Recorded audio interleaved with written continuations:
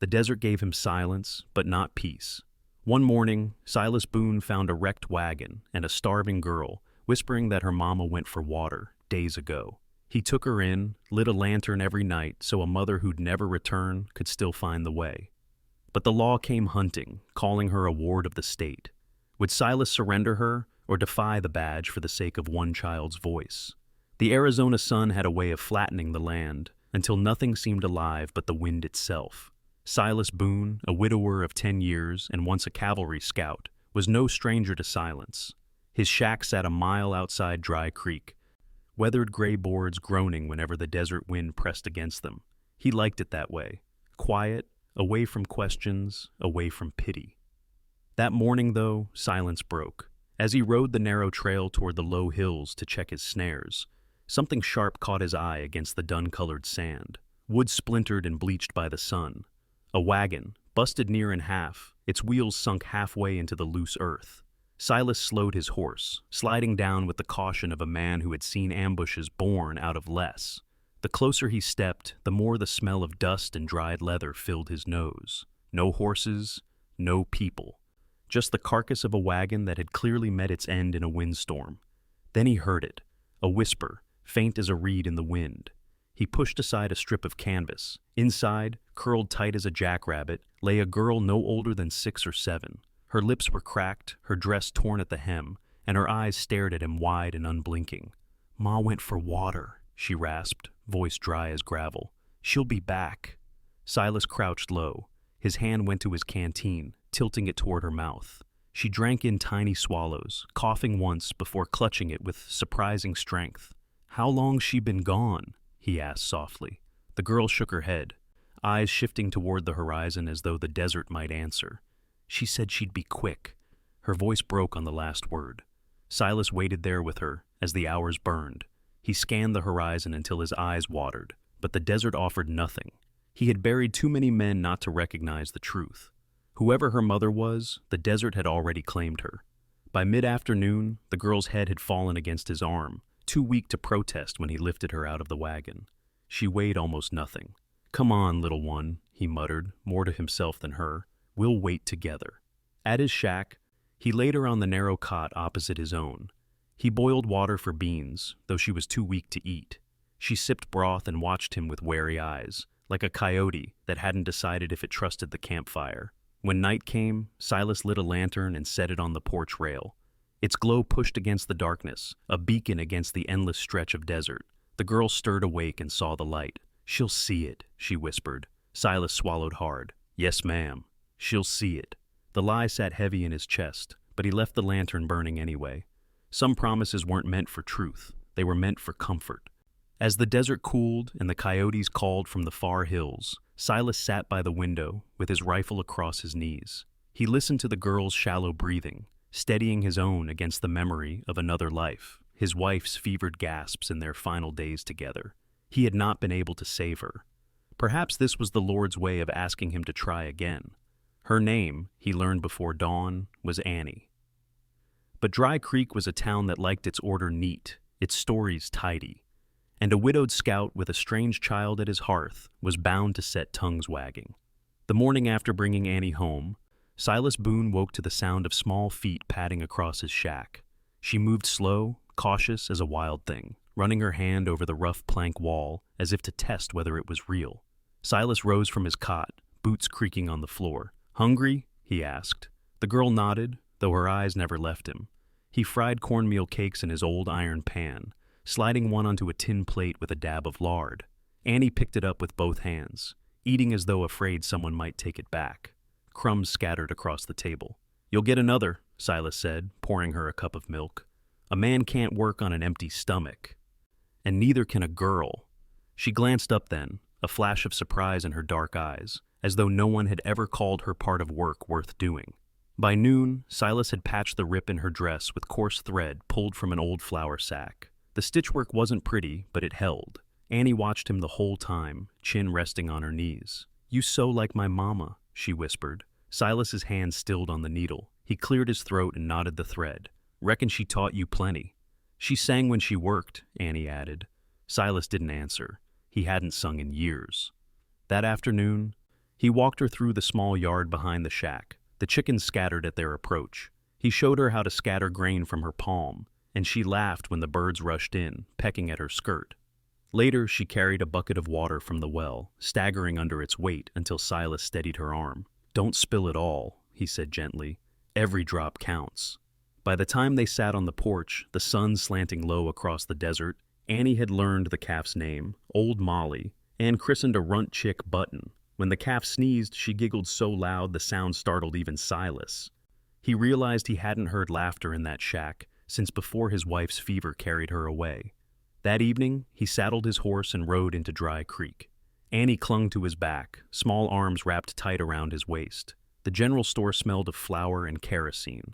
Silas bought a bolt of cloth, flour, and dried beans. He felt the weight of every glance. A couple of women whispered near the sugar barrel. The town's deputy, Sam Finley, leaned against the counter, smirking. "Boone," Sam drawled. "Didn't figure you for the adoptin' type." His eyes slid toward Annie. "Ain't that something? Old soldier brings home a stray." Annie buried her face against Silas's coat. Silas's jaw tightened. "She needed food and a roof. That's all you need to know." Sam chuckled low, but he didn't press. Not then. As Silas carried the bundle of goods outside, the town preacher, Reverend James, stopped him at the door. The old man's voice was low enough only Silas could hear. "You're doing the Lord's work, Boone," he said, slipping a folded wool blanket into Silas's arms. "Children need more than bread. They need belonging." Silas nodded once. "Thank you." That night, Annie cried out in her sleep. Silas sat by the hearth, the fire snapping low, listening to her small voice calling for a mother who would not answer. He stayed awake until dawn, the lantern still burning on the porch. When she woke, her eyes found him by the window. "You didn't leave," she whispered. "Wasn't planning on it," he replied. And though the desert outside remained as hard and empty as ever, inside that weather-beaten shack, a kind of home was beginning to take root. But the desert had its own law, and men with badges carried papers that could tear a home apart as quick as the wind. The days that followed carried a rhythm Silas Boone hadn't known he missed. Annie grew stronger, filling out her small frame on cornbread and beans. She followed him from coop to corral, always asking questions, always tugging at the quiet edges of his life. He didn't smile often, but when she named every chicken by sight and claimed Button was her best friend, something deep inside him softened. But peace in Dry Creek never lasted long. It was a Tuesday morning when the knock came, firm, official, carrying the sharpness of law. Silas opened the door to find Deputy Sam Finley, his badge catching the sun.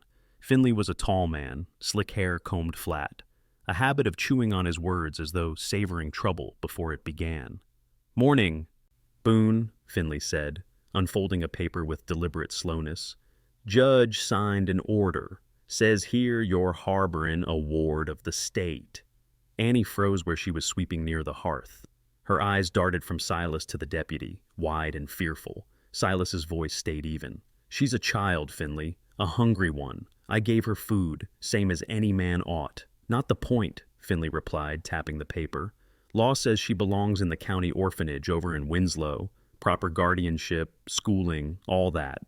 You keep her here, you're breaking the law." Silas crossed his arms. "Law also says a man's home is his own. You tell the judge I'll answer when I'm summoned. Till then, she stays." Finley smirked, sliding the paper back into his vest. "Careful, Boone. Folks already whisper. A lonely widower taking in a girl that ain't his." Raises eyebrows. "You sure you want that kind of talk?"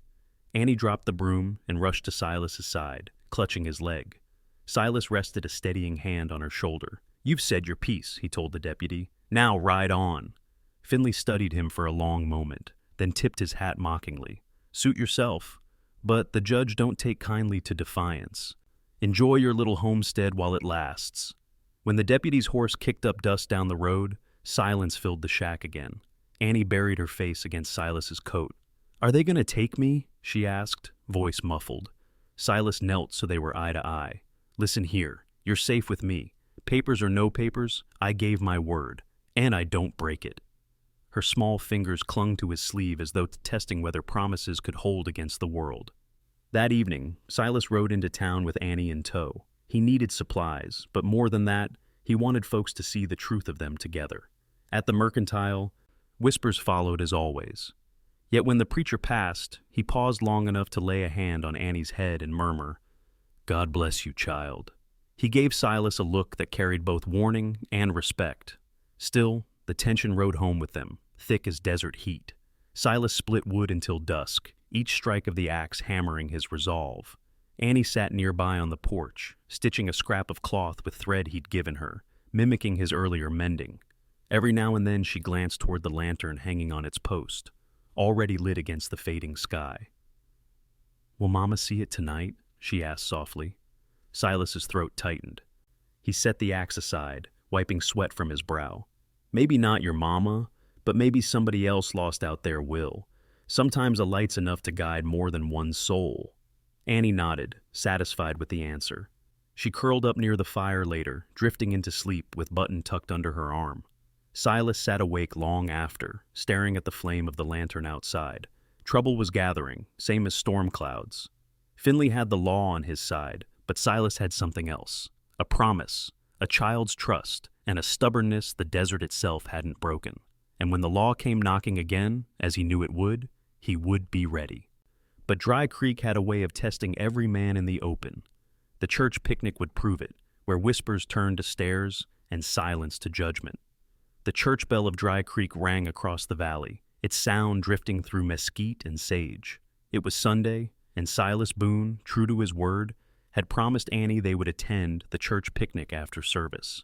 He hadn't been in a crowd for years, but he figured the girl needed more than his shack and the chickens to remind her what living looked like. She wore the patched dress he'd mended, a blue ribbon tied in her hair. Silas carried a pan of beans he'd cooked slow with molasses and bacon rind, though he suspected no one would touch them once they saw who carried the dish. Still, his word was his word. The meadow near the creek was lively, with blankets spread wide, children darting between horses and wagons. Women carried pies, men smoked pipes and argued about cattle prices. The moment Silas and Annie stepped into view, conversations slowed. Heads turned. Annie pressed closer to him, her small hand finding his. He gave it a squeeze, steady as bedrock. They settled near the edge of the gathering. Silas set the beans on a table already heavy with food. A woman gave him a tight nod but pulled her dish closer to the other side. Annie, curious, wandered toward a group of children. She smiled shyly, holding Button the chick in her palms. A boy a head taller than her snorted. "That ain't no real pet," he said, shoving at her shoulder.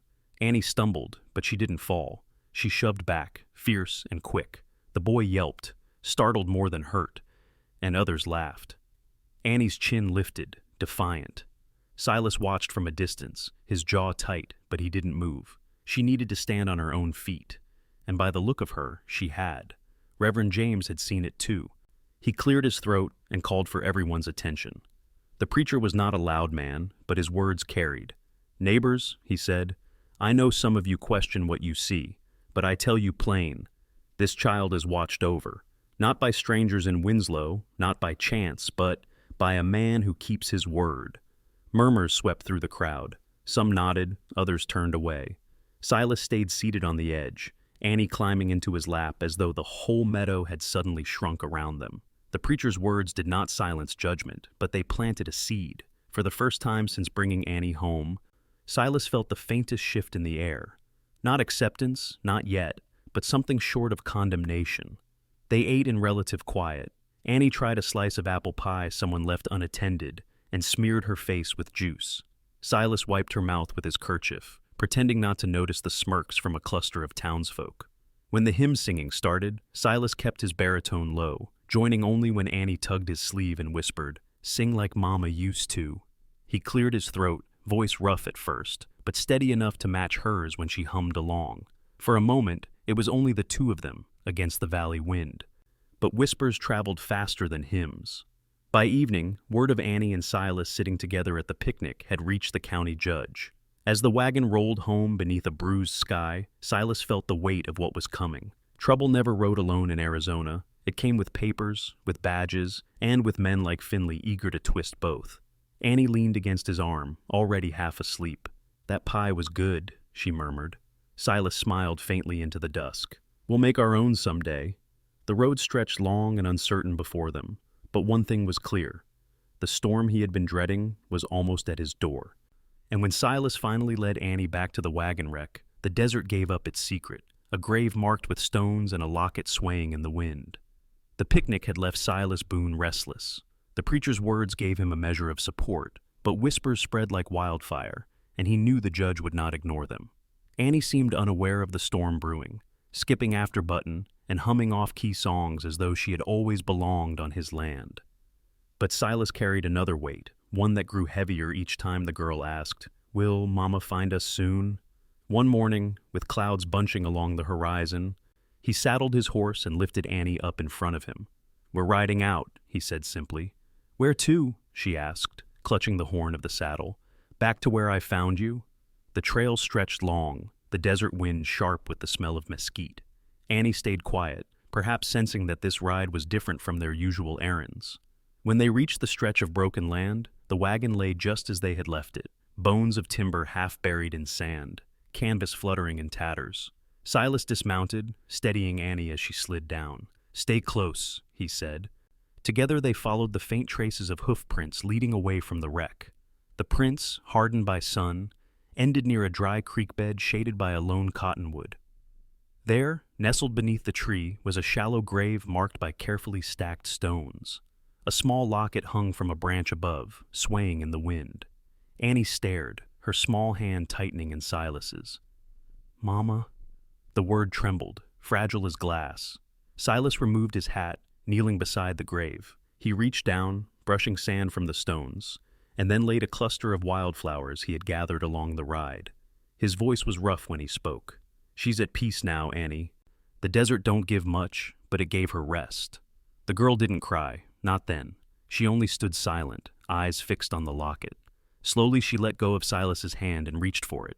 The locket was simple brass, dulled by weather. When she opened it, a faded sketch of a woman's face looked back. Soft lines, kind eyes, worn by travel but unmistakably her mother. Annie closed it with a small click and held it tight against her chest. Silas stayed on one knee, the weight of his own past pressing in. He thought of the day he buried his wife, the same desert wind whipping at his back, the same helpless ache in his chest. He had not wept then either, only stood silent until the earth swallowed what he loved. Looking at Annie now, he knew the ache she carried. "You're still here, girl," he said softly, "and you gotta live." Her lips parted as though she wanted to answer, but no words came. Instead, she slipped her hand back into his, gripping so tightly it nearly hurt. They rode home in silence, the locket around her neck, gleaming faintly in the lowering sun. That night, Annie finally cried. Silas sat by the fire while she lay curled on her cot, shoulders shaking. He didn't try to hush her. He only set his rough hand on her back and let her grief spill, knowing some burdens couldn't be carried alone. When her sobs quieted, she whispered, "I don't want to forget her." "You won't," Silas said. He looked toward the lantern burning on the porch, its glow steady against the night. "But you'll remember her best by living the way she wanted for you. Strong, brave." Annie sniffled, clutching Button tight with one arm and the locket with the other. "Will you remember her too?" Silas hesitated, then nodded. "Every night we light that lantern, we'll remember." She closed her eyes at last, drifting into sleep. Silas leaned back, the fire casting shadows across the room. He knew the law was coming again soon, with badges and papers, but tonight, inside that shack, the girl had found a piece of closure, and maybe, just maybe, he had too. But peace never lingered in Dry Creek. When the sheriff rode in with Finley in a wagon meant for orphans, Silas would have to choose whether promises were stronger than the law. The morning after their ride to the creek bed, Silas Boone rose before dawn. He sharpened his axe on the porch, the sound of stone against steel steady as his thoughts. Annie still slept inside, curled around her chick and the locket resting against her small chest. The desert sky was just paling when the crunch of hooves reached Silas's ears. He straightened. Two riders approached down the dusty track, Sheriff Amos Hale and Deputy Sam Finley. Behind them rattled a wagon marked with the county seal, its back fitted with benches like a rolling jail. Dust trailed behind its wheels, a grim reminder that this visit wasn't neighborly. The sheriff reined up first, tipping his hat with a weary hand. "Mornin', Boone." "Sheriff." Silas's voice was even, though his grip on the axe handle tightened. Finley smirked from his saddle. "We brought company. Judge signed a decree, says that girl belongs to the county now. We're taking her to Winslow." At the mention, Annie appeared in the doorway, rubbing sleep from her eyes. When she saw the wagon, her face paled. She darted forward, clutching Silas's leg. The sheriff cleared his throat, unfolding a paper. "Silas, I don't take joy in this, but the order's clear. You've got no claim." Silas set the axe aside, his jaw tight. "She ain't a claim. She's a child, and I gave her my word." Finley swung a leg off his horse, boots hitting the dirt. "You can dress it up how you like, Boone, but harboring a ward without papers makes you a lawbreaker." He reached for Annie's arm. Before the sheriff could blink, Annie sank her teeth into Finley's hand. He yelped, jerking back. She scrambled behind Silas, eyes wide with terror. Silas stepped between them, his voice low but firm. "That's enough." The sheriff raised a hand, stopping Finley from lunging again. He looked at Annie, then back to Silas. Something in his weathered face softened, though duty still weighed on his shoulders. "This doesn't have to turn ugly, but law's law." Silas's chest heaved with restrained anger. He met the sheriff's gaze. "And what about the law that says a man ought to protect the helpless? What about the word of God you preach every Sunday?" A long silence stretched. The sheriff's eyes dropped to Annie, who clung tighter to Silas's coat, her small hands trembling. "Sheriff," she whispered, her voice breaking, "please don't make me go." Hale's jaw worked. He looked older in that moment, lines etched deep from years of judgment calls that never came easy. He folded the paper slowly and slipped it back into his vest. "Tell me straight, Annie," the sheriff said gently. "What do you want?" Her lips trembled. She glanced at Silas, then back at the sheriff. "I want to stay." The sheriff exhaled, long and weary. He turned in the saddle toward Finley. "Stand down." "What?" Finley barked. "Sheriff, you can't just—" "I said stand down," Hale repeated, his voice like iron. Finley glared at Silas, then spat into the dust. "This ain't the end of it." He swung back into the saddle, fury written across his face. The sheriff lingered a moment longer. "Boone, you raise her right. Papers or not, you're the one she's chosen. Don't make me regret this." Silas inclined his head, relief mingled with the weight of new responsibility. "You won't." As the wagon creaked away, Annie pressed her face against his chest, silent tears dampening his shirt. Silas held her close, feeling the fight leave her small body. That night, the lantern burned brighter than ever, its glow pushing against the darkness like defiance itself. Silas knew the judge would hear of this, and Finley wouldn't let it rest. But for now, Annie was still here, and that was enough. Yet law had long arms, and whispers spread fast. When Annie found her own voice before the sheriff's gate, it would change everything. The days after the sheriff's visit carried a tension Silas Boone could feel in his bones. Sheriff Hale had chosen mercy once, but Deputy Finley was a man who thrived on grudges. Every ride into town reminded Silas of the eyes that followed him, half curious, half condemning. He answered no questions, spoke only when business required, and kept Annie close. But whispers grew louder. Word had spread that Boone was keeping a girl that wasn't his. Some said it was charity, others muttered darker things. Silas ignored them, though he could see how Annie stiffened each time someone stared too long. One late afternoon, the inevitable happened. A rider came hard and fast, dust trailing behind. It was the sheriff himself, jaw set grim as he pulled his horse to a stop in Silas's yard. "Boone," Hale said, swinging down. "Judge sent another decree." Finley stirred him up, saying you're hiding the girl against the law's will. I held it off as long as I could. Silas's chest tightened. "What's different now?" "The judge is demanding Annie appear in town. Says she needs to speak for herself. Won't be satisfied with my word or yours." Behind them, Annie stood on the porch, her locket glinting in the sun.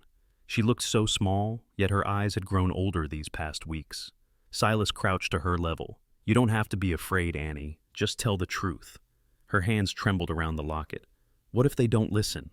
He brushed a strand of hair from her cheek. "Then we'll light that lantern every night till they do. But they need to hear you." The next morning, they rode into Dry Creek together. Townsfolk lined the street as though it were a parade. Silas dismounted first, lifting Annie down. She clung to his hand, but when the sheriff nodded toward the courthouse steps, she squared her shoulders and walked forward. Deputy Finley stood smirking at the top of the stairs, papers clutched in his hand. "Let's see what the girl has to say," he sneered. Judge Morrison, a stern man with silver hair, waited by the gate. "Child," he said, voice clipped, "do you understand why you're here?" Annie swallowed hard. "Because you think I don't belong." The judge shifted, clearly not expecting bluntness. "And where do you think you do belong?" Her small voice wavered, but it carried across the yard. "With him," she pointed to Silas. "He didn't find me, I found him. He gave me food when I was hungry, and he stayed when I was scared. I want to stay." The crowd stirred. Murmurs rippled, some sympathetic, others doubtful. Finley stepped forward quickly. "She's just a child, Judge. She don't know what's best for her." But Annie turned on him, fire sparking in her voice. "I know enough to know I'm not afraid with him. You tried to take me, and I had to bite you. That's not home. He is." The judge studied her, then lifted his eyes to Silas. What he saw there must have mattered, the steady, weather-beaten face of a man who had lost much, yet stood firm for one small girl. Finally, the judge sighed. "The law is meant to serve justice, not trample it. If the child chooses Boone, so be it." He turned to the sheriff. "Close the matter." Finley sputtered. "Judge, you can't—" "I can," Morrison cut him off. "And I have." The sheriff gave Silas a long, measured look, then tipped his hat. "She's yours now." "Raise her right." Relief washed over Silas, so sharp it left him unsteady. Annie ran back to him, arms tight around his waist. For the first time, she wasn't clinging from fear, but from triumph. That night, the lantern on the porch burned brighter than ever, not as a call to the lost, but as a signal that a home had been claimed, and chosen. The judge's ruling had given Annie her place with Silas Boone, but both of them knew that words spoken at a gate weren't the same as ink on paper. To quiet doubts and keep Finley from stirring fresh trouble, Silas rode Annie north to Winslow, where the county clerk kept records. The office was a cramped building tucked between a blacksmith shop and a dry goods store. A thin clerk in spectacles glanced up from a ledger as Silas entered, Annie holding tight to his hand. "Guardianship papers," Silas said simply, laying the judge's decree on the desk. The clerk read it, nodding once before pulling fresh parchment from a drawer. "Sign here, both of you." Annie's hand shook as she scrawled her name in awkward letters. Silas followed with his bold, careful script. When the clerk stamped the paper with a heavy seal, a strange quiet filled the room, as though something larger than law had settled between them. "She's yours now," the clerk said, sliding the document across. "No one can dispute it." On the ride home, Annie carried the folded paper in her pocket like a treasure, her chin lifted higher than Silas had ever seen. "Does this mean no one can take me?" Silas glanced at her, the corner of his mouth turning up. "That's exactly what it means." Back in Dry Creek, they set about making the shack into more of a home. Annie painted a small wooden heart Silas carved, scrawling the letters S+A before they hung it above the door. Townsfolk began to soften. The butcher slipped Annie a peppermint when Silas wasn't looking. The schoolteacher offered to start her on her letters, insisting the girl had sharp eyes and a quicker mind than most. Even the women at the mercantile, who once whispered behind their hands, now nodded politely when Annie skipped inside with a basket on her arm. A few still muttered, but Silas noticed they did so quieter now. One evening, as twilight settled over the valley, Annie tugged at his sleeve. "Pa, can we light the lantern?" The word caught him. Pa. She said it as if it had always been his name. Silas didn't answer right away, only reached for the matches. Together they set the lantern on the porch rail. Its flame cutting through the dark. "Why do we still light it?" she asked. "Mama's gone." Silas looked toward the wide desert, stars flickering to life. "Because someone out there might still be lost. Maybe not your mama, but another soul. Sometimes a light's enough to guide folks home." Annie leaned against him, thoughtful. "Then we'll keep it burning." Inside, Button the chick had grown into a half-feathered pullet, noisy and awkward, but Annie still cradled it like a friend. She laughed easier now, filling the shack with a sound that seemed to push back the years of silence. Silas found himself smiling more, too, though he never spoke of it. When neighbors stopped by, once unthinkable, he even let them linger. The preacher came by with a bundle of hymn books. The blacksmith offered a spare horseshoe for luck, and Silas accepted both without protest. Still, Every night the lantern burned, not just for memory, but as a promise. It reminded Silas of the vow he had made the day he found her in that wagon. And it reminded Annie that though she had lost one home, she had found another. The desert wind carried its low song across the plains, rattling the boards of the old shack. But inside there was warmth, not enough to erase grief, but enough to teach both of them that grief and hope could live side by side. And though Silas had spent years walking alone, he knew now that his days of solitude were over. Yet even as life settled into rhythm, the desert still tested its people. When Annie finally called him Pa in full daylight, Silas realized the lantern's light was no longer just for the past. It was for the future they were building together. Seasons turned slowly in Dry Creek. The desert did not change much on the surface, but life within Silas Boone's weather-beaten shack shifted in ways he never could have predicted. Annie grew stronger with each passing week. Her cheeks filled with color, her steps carried more spring. She learned to read simple words by the fire, practiced roping the fence posts with an old lariat, and helped plant squash in the thin soil beside the cabin.